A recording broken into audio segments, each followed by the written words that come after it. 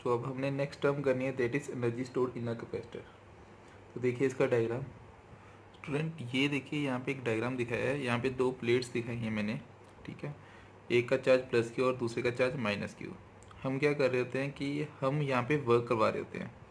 हम इस प्लेट पे पड़ा हुआ कोई भी पॉजिटिव चार्ज होगा ना स्टूडेंट, उसको मूव करवाना है, यहाँ से लेके इस पॉजिटिव प्लेट की तरफ लेके जाना है। तो काफ़ी ही डिफ़िकल्ट वर्क होता है। और ये जो वर्क करवा रहे होते हैं ना हम स्टूडेंट, यही हमारा स्टोर्ड एनर्जी कहलाता है बाद में, जिसको हम कहते हैं energy stored in a capacitor. यही हमें एनर्जी स्टोर करवाता होता है। तो इसकी वैल्यू ही हमने कैलकुलेट करनी है। लेट अस अज्यूम कि इनिशियली इसका जो चार्ज था वो था क्यू नॉट, या फाइनल अटेन कर लिया होगा इसने क्यू नॉट, और पोटेंशियल इसका फाइनल अटेन हो गया होगा वी नॉट, ठीक है। इसका जो बैटरी के साथ किया गया, तो किसी भी पर्टिकुलर इंस्टेंट पे, let us assume eight any particular instant, at any instant,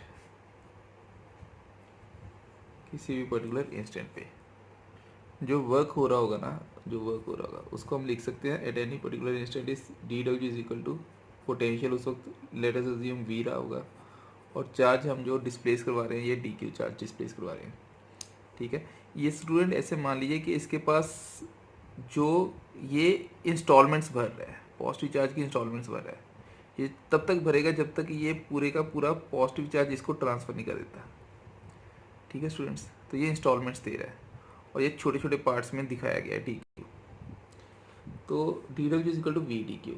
अब हमें ये भी पता है पोटेंशियल का formula that is equal to charge per unit capacitor होता है, क्योंकि Q equal to C V रहता है student, Q equal to C V रहता है। तो वहाँ से हमने सी वी की वैल्यू निकाल दी क्यू बाई सी।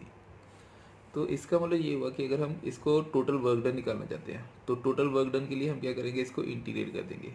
और इंटीग्रेट कहाँ से लेके कहाँ तक करेंगे, जब ये वर्क हो रहा है जीरो से लेके डब्ल्यू तक, ठीक है, which is equal to W, जो बाद में डब्ल्यू वो स्टोर्ड एनर्जी में कन्वर्ट हो जाएगा। और इसकी जो वैल्यू आएगी, ये वाली जो वैल्यू आएगी, ये भी इंटीग्रेट कर दिया हमने, ठीक है। तो यहाँ पे क्यू की फॉर्म में तो हमने कहा ये इनिशियली ज़ीरो से क्यू नोट तक चार्ज हुआ, ठीक है स्टूडेंट्स। इनिशियली ज़ीरो से क्यू नोट तक चार्ज हुआ है जब वैल्यू पुट करने के बाद। तो इसका मतलब ये हुआ कि वन बाई सी कॉन्स्टेंट है वो बाहर आ जाएगा, integration of Q D Q, zero to Q not. तो वन बाई सी क्यू का integration is Q square by two, zero to Q not. Clear हो रही है स्टूडेंट। तो इसका मतलब अगर हम इसको सॉल्व करेंगे तो हमें आता हुआ लगेगा Q square divide by two C, और क्यू को क्यू नॉट लिख देंगे, upper limit minus lower limit. और ये जो वर्क हो रहा था, ये डब्ल्यू वर्क, ये स्टोर्ड हो रहा है in terms of U, means W is equal to U आएगा स्टूडेंट, स्टोर्ड एनर्जी आ जाएगी। और यही हमारा एक बहुत ही अच्छा फॉर्मूला है जो कि आपने बड़े ही प्यार से इसको याद करके रखना है, ठीक है स्टूडेंट। तो this work done is equal to electrostatic potential energy U stored in the capacitor. Also Q not जो है सी वी नॉट के इक्वल आएगा टोटल के लिए, Q not equal to C V not.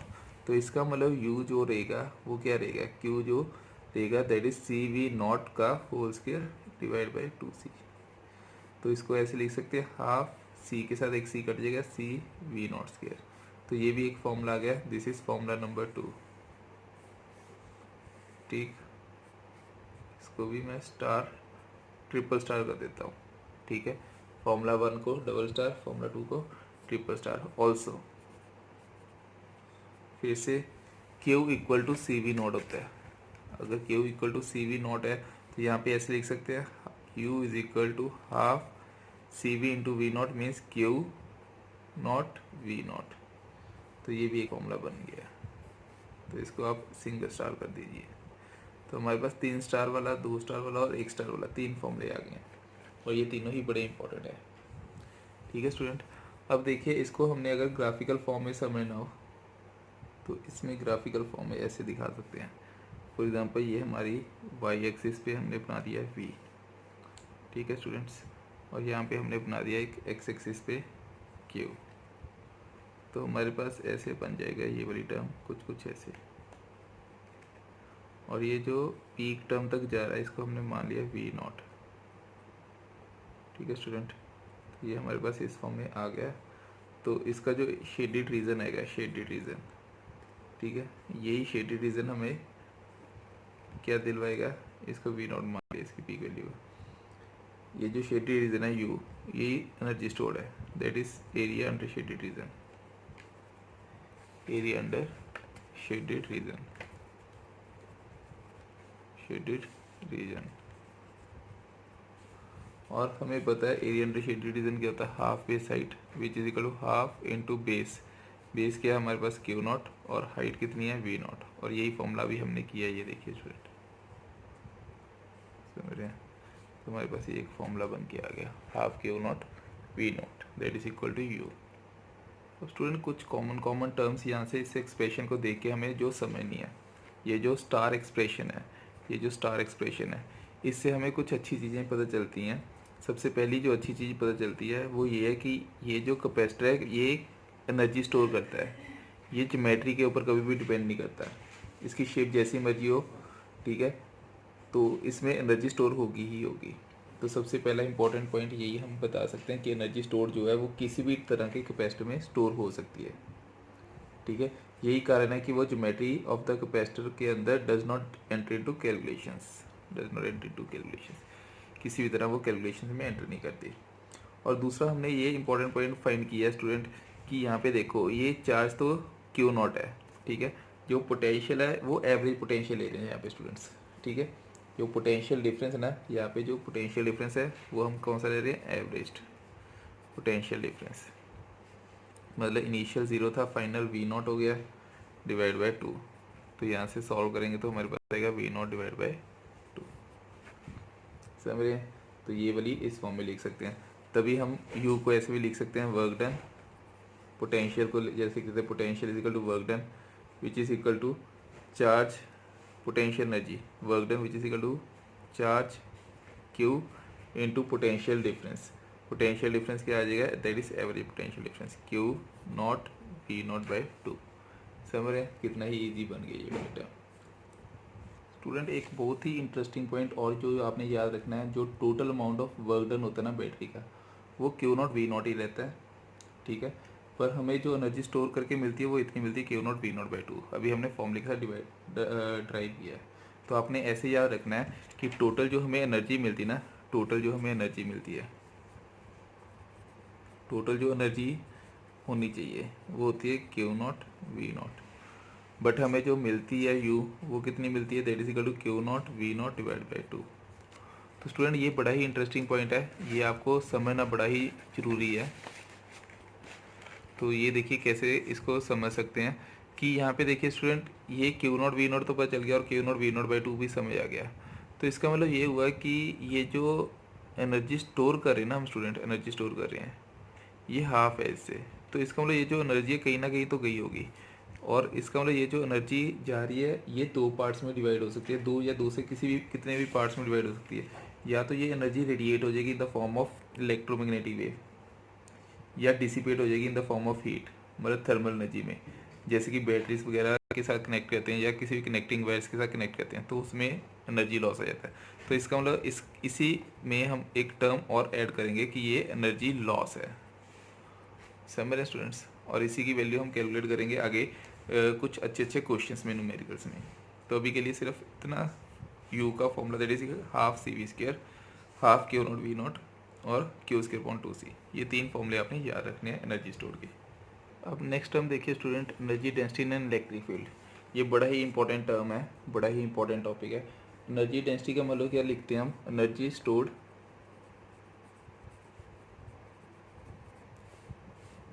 पर यूनिट वॉल्यूम। ऐसी कोई भी टर्म आए जिसमें energy stored per unit volume आ जाए उसको हम कहते हैं energy density. And the symbol of this particular term is U E, इसको हम यू ई के साथ डिनोट करते हैं।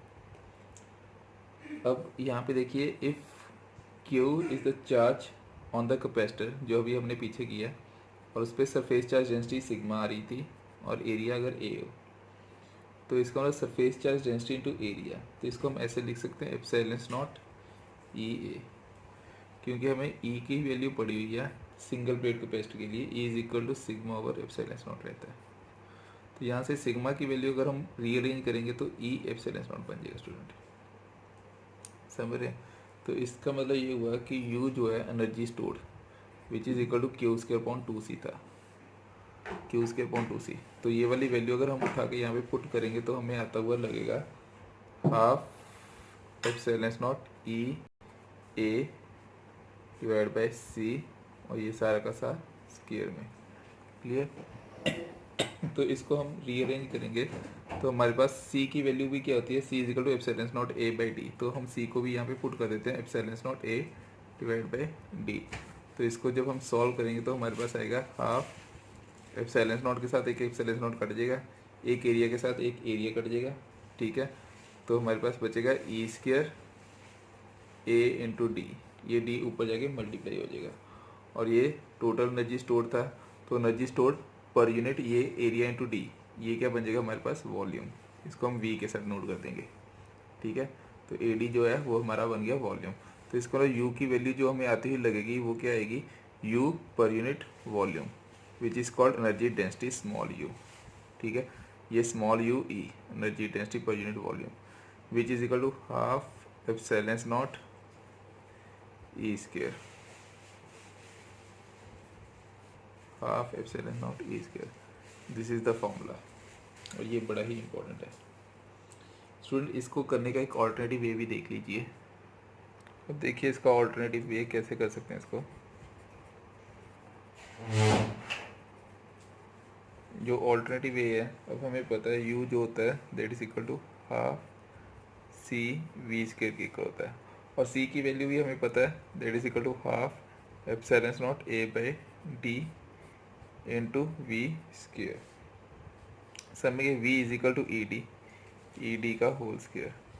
तो इसका मतलब ये हुआ कि इसको सब हम सॉल्व करेंगे, half epsilon not a E square D square divide by D. तो इसके साथ ये कट जाएगा, और ए डी जो है फिर से क्या बन गया हमारे पास वॉल्यूम। तो energy stored per unit volume की वैल्यू जो हमें मिलेगी ए इंटू डी, ठीक है, that is equal to volume. तो हमारे पास जो बचेगा that is equal to half epsilon naught E the square which is equal to U E. So this is your final result. मैंने आपको दो तरीके से करना सिखा दिया energy stored in a capacitor. तो स्टूडेंट यहाँ पे देखिए इस इक्वेशन से हमें एक टर्म तो पता चल गई, जो energy stored per unit volume है it is directly proportional to square of E. तो ये बड़ा ही इंपॉर्टेंट रिजल्ट है, तो इसको आपने याद रखना है। Energy density in an electrostatic field is proportional to square of electric field strength. So this is all about in this topic.